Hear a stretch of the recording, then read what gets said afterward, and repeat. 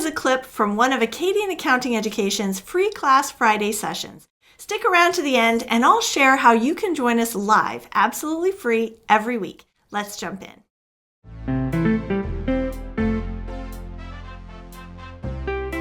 So, here is our scenario. Craig asks you to send a monthly gardening invoice to Bill's windsurf shop. He needed to refresh the soil in the garden so that you will need to be added to their invoice. Later that week, Bill called Craig to come out for pest control, which he paid for with a check. Craig asked you to record a sales receipt for that transaction. Okay, so the first thing that we're going to do is we're going to load the sample company. I'm going to tell them that I am not a robot, which I'm always a little scared to find out maybe I am. Just kidding. All right, so here we are in the sample company, okay? Now, the sample company, and you learn this in the QBO QuickStart course, but the sample company is full of pop-ups. We do not own this. This is Intuit's, we're not in charge of the sample company. And there's all sorts of pop-ups. And in our exercises in the past, we've always clicked close to pop up, but there's just too many. So our exercises, we're actually rolling out just like this new message that says, close any pop-ups, okay? Just ignore them and just focus on the exercise, okay? So we're gonna have all sorts of stuff, okay? So Craig asked you to send an invoice to Bill's windsurf shop for October's gardening services, 4 weeks, and 5 bags of soil that were used to refresh the garden, okay? So in our QuickBooks account, we're going to hover over create and hit invoice. But you know what? This is kind of a pain to click between these two tabs, right? So the exercise that we're looking at right here is actually created with a software called Scribe. And Scribe has a Chrome extension that you can load. If you're using Google Chrome, you can load this extension. If you go click on your little puzzle piece right here and then select Manage Extensions, then you have this page right here that says Extensions. You go to the Chrome Web Store and you're looking for this extension called Scribe, AI documentation, SOP, and screenshots. Okay, they just recently changed the color of their logo. So that's what you're going to have. And if you have that loaded, when you hover over any of these white boxes, you'll see this little Star Trek badge. Okay, and it's only on the white ones. So here's a green one. It's supposed to be red, but if it were red, we couldn't read it. So pink, so it's only the white ones. So you hover over it, and you'll see that. And then when you click that, as long as you have the sample company already open, magic happens, and you have now the exercise on the right hand side and the sample company on the left hand side, so we can look at them both at the same time. Okay, now when Scribe first loads, it's going to load in guide me mode, okay, which means that it's going to show you one step, which you then have to click next to go to the next step. Okay, I prefer to have guide me off because I want to just be able to scroll. Okay, so I'm going to turn guide me off by just clicking that, and I just close that. I should someday tell them why I don't like guide me, but anyway. And it would be nice if they allowed me to control whether I wanted guide me on instead of always having to turn it off. But that's the story for another day. Okay, so here we are again. We're going to hover over the little create plus, and we're going to click on invoice. Okay, here's our Intuit. Okay, here's our first pop-up. And we've got this drawer on the right hand side. We're going to get rid of that. Okay, and this right here is the Intuit Assist. And if you go through that AI training that I talked about, that's in that CAS Foundations course, you go through the AI training, one of the modules is all about how these assistants, they call them agents, work in Intuit. This is all new, and they describe how each of these things work. Now, I have mixed feelings about this because there's 5 agents that they talk about, and only one of them provides any kind of practice actually doing it. Okay, so again, you're just reading it, you're not actually doing it. The one for this one does have a link to the sample company and says, hey, try it out, but it doesn't tell you specifically like how to try it out or what to click or whatever. So that was a frustration. That's always been a frustration. That's why Acadian is all about hands-on exercises. You can't learn how to ride a bicycle by watching a YouTube video. Okay, so we're going to close the Intuit Assist because we don't need it for this. All right, so in the customer, we're going to select Bill's Windsurf Shop. All right, and then we're going to fill out the invoice here. We're going to say gardening. Oops. Like, oh my gosh, guys. Gardening. Okay, and we're going to make the quantity 4 and the rate 50 because that's not already in. And then we're going to say soil. Okay, and quantity 5.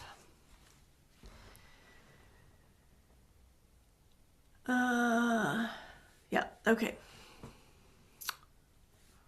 All right, good. Okay. All right, so now, well, I want you to notice the on here on the product and service, it says landscaping : Can anyone tell me why it says, what is that landscaping : Does anyone know?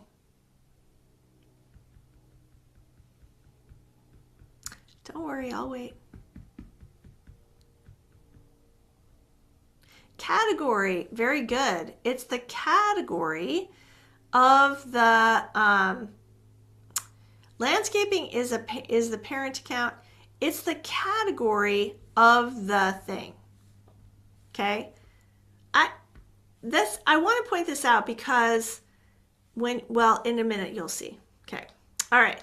So the first description that we're going to be talking about is this description right here. Okay, so it says description. This description came from the products and services list. Okay, so when we set up this, whoever set up this product, okay, they put in a description and it automatically populated right in here. Now I could change this if I want to. Like that, okay? Or I could have the products and services be empty and I would have to type it every time. But this description right here is the single, it's for the item, okay? It matches the item. That's what we're focusing on today, all on these descriptions and memos and all that stuff. Okay, so as you can see right here, the item descriptions initially come from the products and services list and will appear on the customer's invoice. Okay, so we're going to take a look at the invoice in just a minute. All right, Craig informed you that the controller for Bill's Windsurf Shop is out this week, so it may take longer than usual for them to process and pay the invoice. He agreed to waive the late fee for this particular invoice if the payment ends up being late. Okay, so you'll want to make a note of this internally. That's what this right here is, internal customer notes.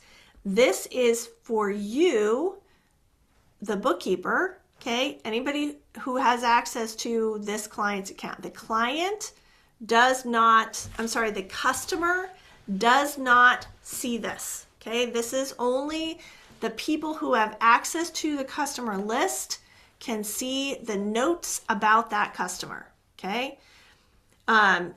It's not, okay, so this is not going to be visible to Bill. It's only going to be visible, okay? So here's what we're going to type in the internal customer notes hidden field, this one right here, okay? Controller is out this week, waive late fee as if necessary, okay? We're going to, okay, we're going to put that in that field right there. Now this note to customer, this is going to appear on the invoice, okay? This one is not. Now, one thing that we skipped in this exercise, I don't know if it was intentional or accidental, but I'm just going to add it right now. This is the benefit of coming live and not just doing the exercise, because I am always adding extra stuff. Like the whole thing about why is this colon, all of this here. We'll take a look at that in a minute, okay? So this is where you can tell your customer how, what payment method you prefer. So if I say, please pay via ACH, okay, this is not the exercise. This is just me being extra, okay? So I will show you where that shows up, okay? Now, the next one here, memo on statement is also hidden. So this is hidden from the customer forever. This is hidden only until they get a statement, okay? And we'll do a statement so you can see. What is a statement? A statement is a list of the history for that client, okay? All right, so we're going to select this October gardening plus soil refresh. That's what we're gonna add it to, okay? All right, now, okay, and then we left the note to customer. So let's take a look at all this stuff. We have a description right here, okay? We have a please pay via ACH right here. We have a thank you for your business and have a great day. We're leaving that. We've got controller is out this week, waive late fee if necessary. That's just internal to us. That is October gardening plus soil refresh. That's only going to appear on the statement, okay? So let's see how these all show up. Now in the exercise, we are doing a review and send, but what I'm gonna do before we do that is just go to these tabs. This is new. This is the new invoice experience.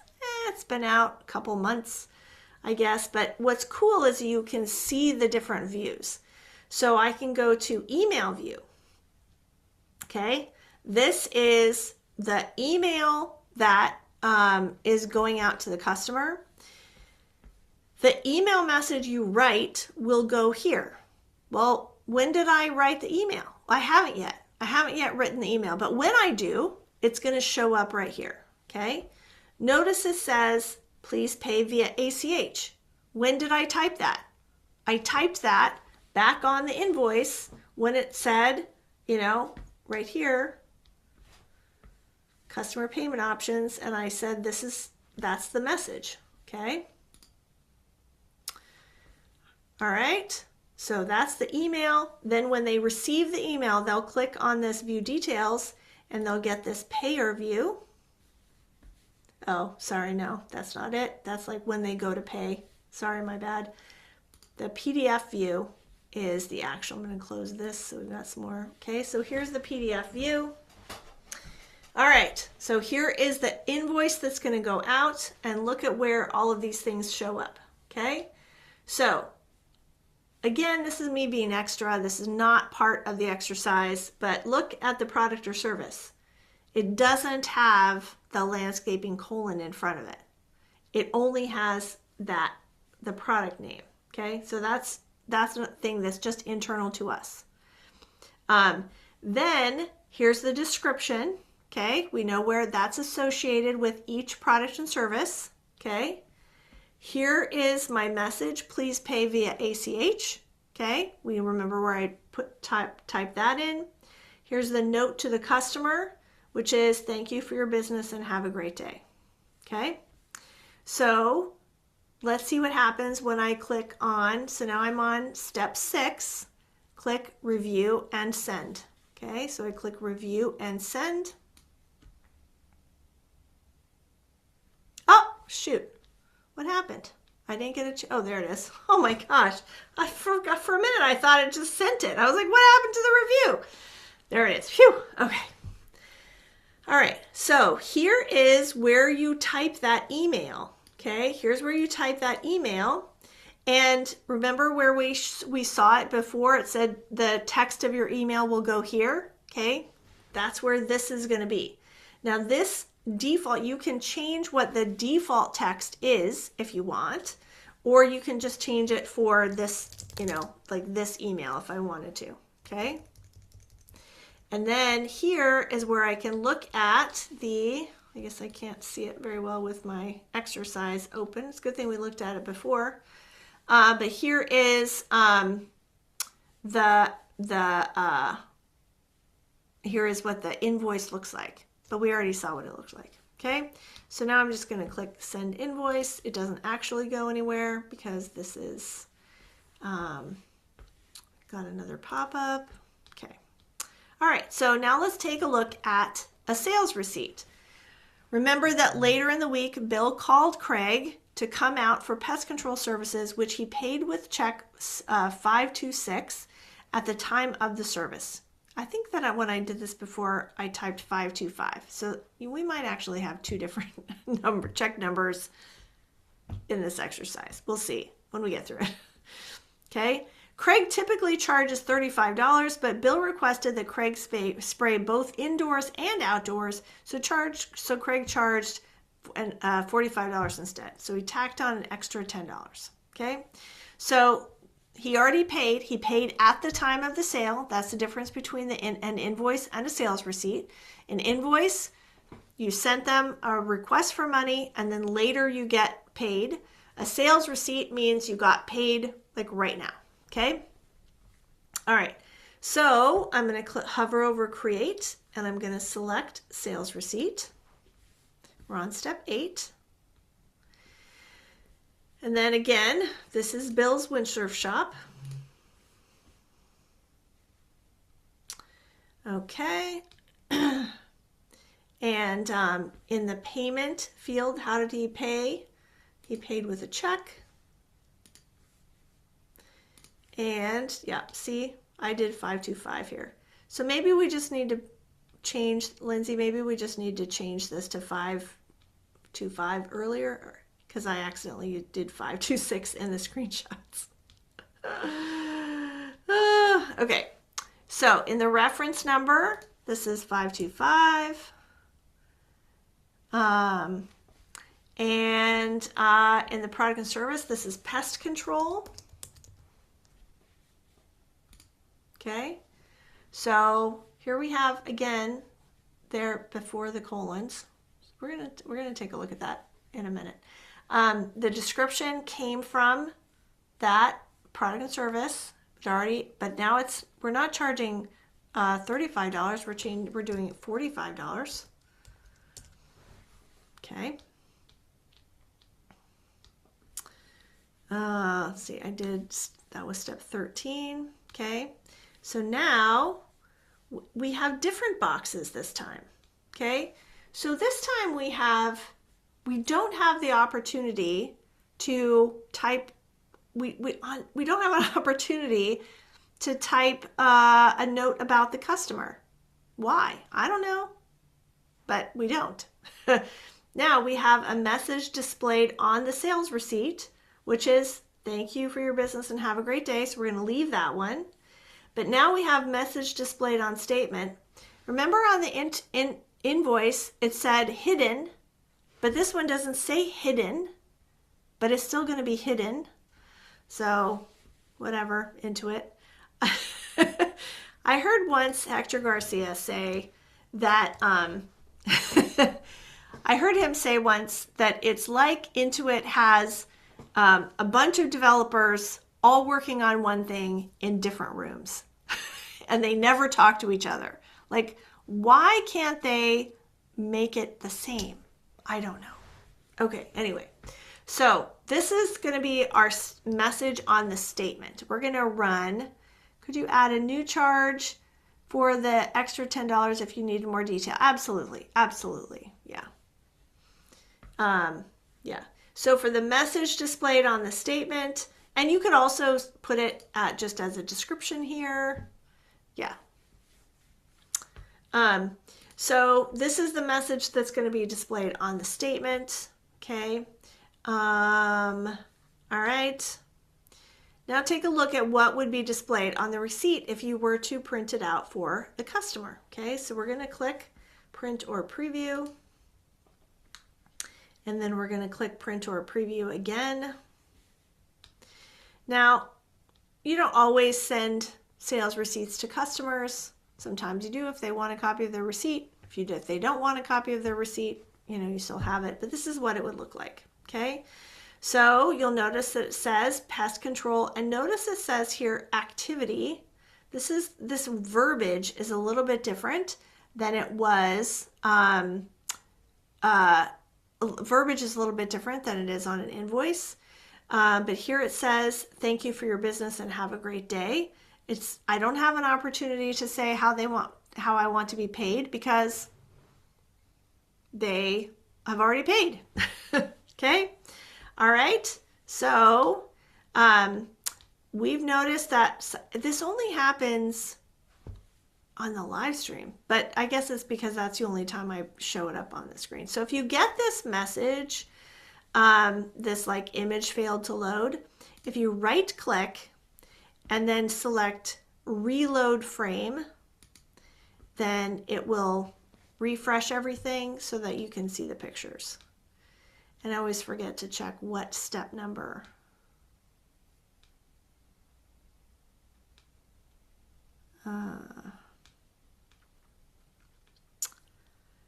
Okay, step number 18.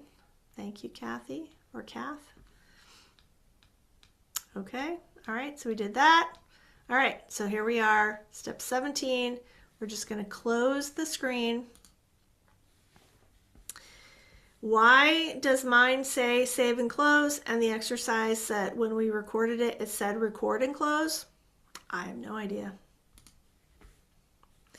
Okay, now let's take a look at the statement. Okay, so remember the statement is some businesses you send statements on a regular basis. Some businesses they're sent upon request. In this case, we had said, okay, that Bill had requested it. Okay, so he wants a statement. He wants to know all of his charges. There's many different types of statement. Well, there's 3 different types of statements.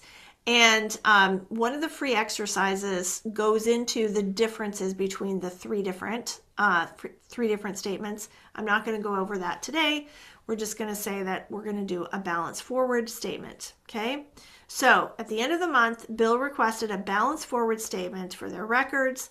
So we're going to hover over all apps this time. Okay. And we're going to go to the customer hub and then customers. Now you could also click customers right here, but that will just take you to the overview section. So this will take you directly to the customers. Okay.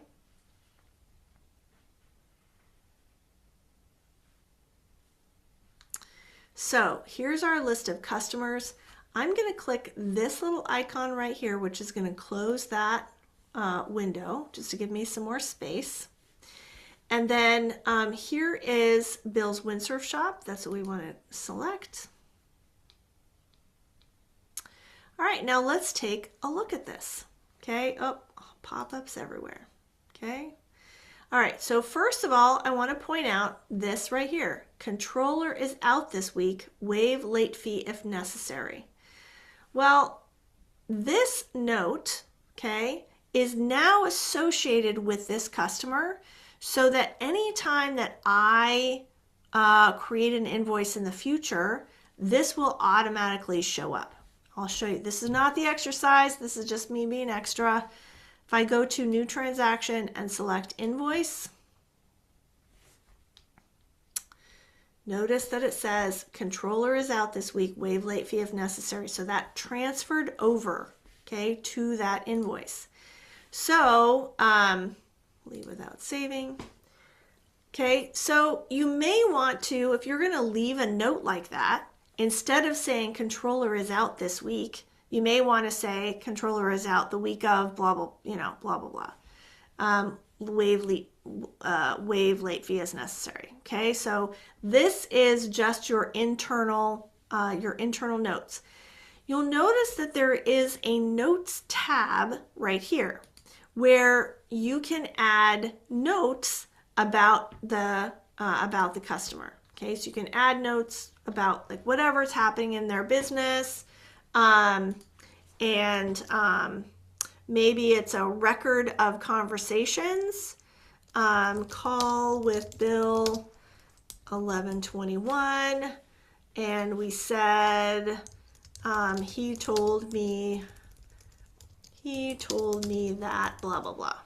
Okay, so I could post that, and then I just have this note of everything that like happened with that customer. So that can be useful, but that is different than the notes that are up here. Okay, so I'm going to go back to my transaction list, and I also want to point out right here, memo. Okay, so here's the thing that it took me a long time to wrap my head around. Okay, on an invoice or sales receipt, there is a description, and those are specific to the item.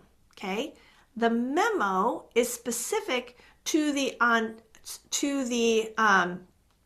entire transaction. Okay, so that's because this is the whole transaction. That's why you're going to see the memo right there. Okay, so that can be helpful. It depends. It's so many things depend on the type of business. Depends on the type of business, what they sell, etc. Okay.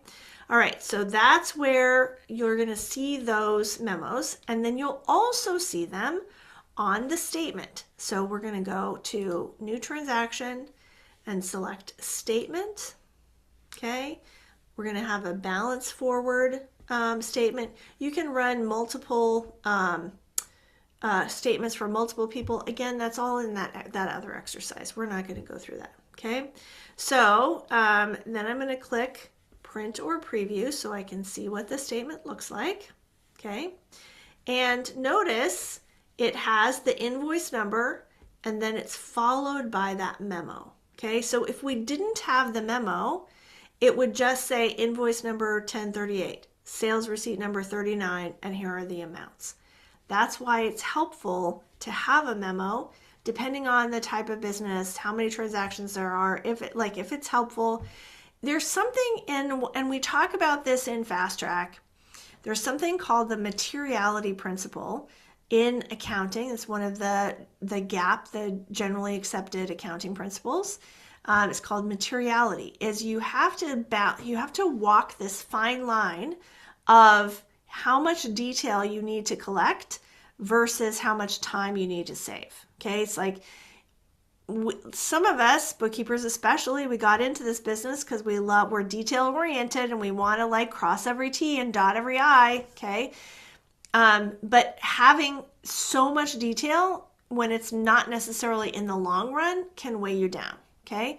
On the other hand, in some businesses, it's really critical that you keep track of more details. So it's really, you just have to, this is just a thing that you have to work out with each client and what they do and what's going to be helpful to them. Okay. All right. So now I'm going to exit out. That is step 23. All right. We're going to click Save and Send. Here we can see it again, and we're just going to click Send, but nothing is really going out. Okay, so we've looked at the description, how it's used for each line of a transaction, the note to customer, which is or message displayed on a sales receipt, two different terminologies. Internal customer notes, okay, that's only for us, and it'll repeat on future invoices. Then it will be then there is memo on statement, message displayed on statement, Why do they have two different terminologies? I don't know. Okay. All right. Two things we're going to look at before we wrap this up, before we wrap up this section. Okay. So the first thing I want to look at is I want to look at reports. Okay. So we're going to go to reports and standard reports. Okay. We're done with the exercise. This is now just me being extra and showing you a couple of other things. Okay. All right. So if I go to a profit and loss and close my pop-ups, okay, and I go to any item, in case you're brand new and you don't know, then whenever you run a report in QuickBooks, you can click on any number and you can find out what transactions make up that number, okay? And the date, like how far back it goes, is determined by the dates for the report. So for a profit and loss is always between two dates, but a balance sheet, you're typically just showing the you are, not just typically, you are. For a balance sheet, you're just showing the final total. But they still have a date range on a balance sheet because that's how far back the transactions list will go, okay? Took me a long time to figure that one out too. I was like, why is there a range on a balance sheet? Anyway, now we know. So I'm going to just click this number right here, and that's going to give me a list of all of the transactions. So this is January 1st through today, okay? It's going to give me a list of all of the transactions that had this on it. And notice right here, memo/description.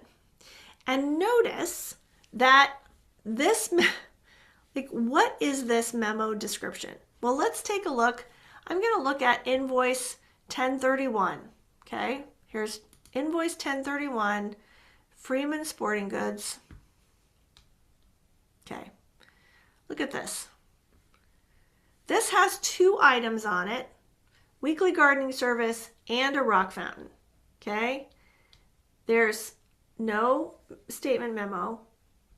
Like it appears that it just randomly picks the description from one of the items. That's what I get. Let's take a look at another one. That's what I think it's, maybe it's picking it randomly. Maybe I think it might be actually picking the last one, the bottom one. So let's do this, 1024, Red Rock Diner, Garden Rocks. Let's see where the garden rocks are. Look, last one, bottom one. Even though there's three other things, it's just picking the one on the bottom, okay? So that's kind of weird. All right, so why does it say memo/slash description when that's not what it is at all? I don't know. I don't work for Intuit. Okay. All right, then the last thing I want to take a look at is our products and services list, because we have this question. Where is the, like, what is that landscaping? Is that a category? Is that, what is that? So let's go to products and service. Oops. All apps, sales and get paid. Oh my gosh. All apps, sales and gets paid, and go to our products and services list. Okay. So this right here, this bolded word, that's a category. This is the name of the item. Okay, so let's go into, I have to click edit. That's another thing. Why is it sometimes I have to click edit and sometimes I can just click the thing? I don't know. Okay, so let's see.